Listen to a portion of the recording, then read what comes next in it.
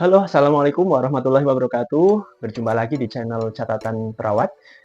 Nah, di video kali ini kita akan bahas bersama yaitu sebetulnya mending mana sih kuliah keperawatan D3 atau langsung S1 profesi keperawatan ya. Oke, kita akan bahas satu-satu ya Bapak Ibu ya. Nah, kuliah D3 keperawatan itu memiliki beberapa keunggulan ya. Salah satunya adalah waktu yang cukup singkat ya. Hanya cukup perlu 3 tahun untuk bisa menyandang gelar AMD-Kep ya atau ahli madya keperawatan ya. Kemudian untuk biaya kuliah juga tergolong cukup terjangkau ya kalau untuk D3 keperawatan, dan kampusnya juga masih tersebar banyak sekali ya saat ini ya. Kalau untuk negeri ada di Politeknik Kesehatan manapun ya. Di Jawa ada ada Semarang gitu kan, kemudian ada Yogyakarta gitu ya. Di Jakarta juga banyak. Nah, untuk yang D3 swastanya juga banyak banget ya. Kemudian untuk mata kuliahnya, kalau D3 keperawatan itu cenderung banyak di prakteknya ya. Jadi kalau untuk diperbandingkan itu ya sekitar teori itu 40% dan prakteknya itu 60% gitu ya. Jadi banyak di rumah sakit nanti ya ketika kuliah ya. Nah, kemudian untuk lapangan pekerjaannya saat ini memang kalau untuk D3 itu lebih sedikit ya sekarang ya dibandingkan dengan S1 keperawatan ya. Kalau zaman dulu kan D3 keperawatan itu lebih mendominasi gitu ya. Nah, untuk saat ini sudah mulai bergeser gitu ya rule-nya. Jadi kebanyakan sudah mensyaratkan untuk S1 keperawatan plus profesi nurse ya. Gitu. Nah, kemudian untuk sarjana keperawatan dengan profesi nurse itu waktu tempuh kuliah sekitar 4 tahun di sarjana dan tambah 1 tahun untuk profesinya. Jadi kurang lebih sekitar 5 tahun ya.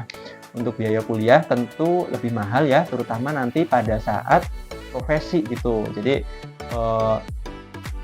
biaya untuk profesi itu lebih mahal dibandingkan dengan kuliah yang di sarjananya gitu ya. Nah, kemudian untuk perkuliahannya nanti pada saat pada saat sarjana itu masih diisi dengan teori-teori gitu ya.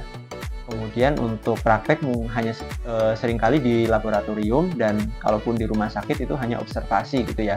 Nah, nanti kalau untuk yang praktek lapangannya itu ketika profesi nurse ya, nanti ada di rumah sakit, kemudian ada di puskesmas, rumah sakit jiwa, kemudian panti jompo gitu ya, dan di masyarakat gitu ya. Nah, kemudian untuk lapangan pekerjaannya ya, kalau profesi nurse sekarang itu sudah lebih mendominasi gitu ya. Jadi beberapa rumah sakit besar itu sudah mensyaratkan untuk persyaratan lowongan itu sudah harus profesi nurse di situ gitu ya. Nah, oleh karena itu ya silahkan gitu ya Bapak Ibu, tergantung kemampuan Bapak Ibu untuk membiayai anak-anaknya saat kuliah keperawatan nanti. Nah, bagaimana kalau menurut saya gitu ya. Nah, kalau saya sendiri, saya juga dulu dari D3 keperawatan ya, kemudian sudah kuliah lagi untuk profesi keperawatannya, kemarin lulus tahun 2022 ya. Nah, kalau dari saya, seandainya Bapak Ibu memiliki keuangan yang lebih, saran saya sih mending langsung ke profesi keperawatan gitu ya, sehingga tidak bolak-balik untuk kuliah gitu ya. Karena memang kuliah ketika sudah bekerja itu bebannya itu lebih berat gitu ya dibandingkan ketika baru lulus SMA terus langsung kuliah sarjana dan profesi itu lebih lebih lebih seger gitu ya otaknya gitu. Nah, kemudian untuk lapangan pekerjaan gitu ya tadi profesinya sekarang sudah mendominasi gitu ya. Jadi kalau dulu kan lulusan D3 keperawatan itu masih banyak gitu ya untuk formasi lowongan pekerjaannya ya. Tapi untuk makin ke sini syarat untuk lowongan pekerjaan itu sudah mulai bergeser ke profesi keperawatan gitu ya. Namun tetap aja ada yang menerima D3 keperawatan gitu ya. Oke, mungkin itu ya, mudah-mudahan bisa menjadi pertimbangan Bapak atau Ibu atau adik-adik yang ingin melanjutkan kuliah atau meneruskan kuliah di keperawatan.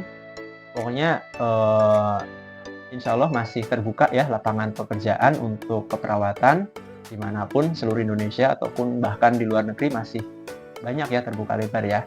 Tetap semangat, raihlah cita-cita setinggi mungkin dan jangan lupa selalu berdoa dan mohon kepada Allah supaya dimudahkan dalam setiap langkahnya. Oke, terima kasih sudah menonton video ini. Mudah-mudahan bermanfaat. Assalamualaikum warahmatullahi wabarakatuh.